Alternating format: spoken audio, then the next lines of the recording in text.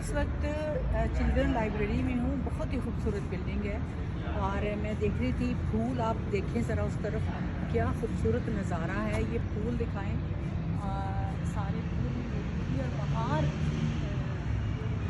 की आमद है।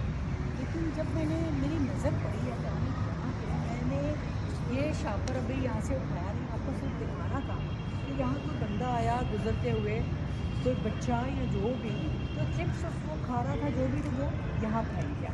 अब देखिए, ये हमारा जो काम है, ये सिखाना चाहिए हमें अपने बच्चों को और बड़ों को भी। बाज़ बात बड़े भी इस तरह के काम कर देते हैं कि इतनी खूबसूरत पूरा एटमॉस्फेयर है, माहौल है, उसको गंदा ना करें, उसको साफ़ करें। यहाँ आप करीब ही कई डस्टबिन आपको साइडों पे पड़ी हुई नज़र आती हैं, आप वहाँ जाएं और उसमें ये फेंकें, यहाँ पे ना डालें और ख़ूबसूरती को बढ़ाएं। खूबसूरती ज़िंदगी है और ज़िंदगी को खूबसूरत बनाना है, अपनी सोच को, अपने माहौल को।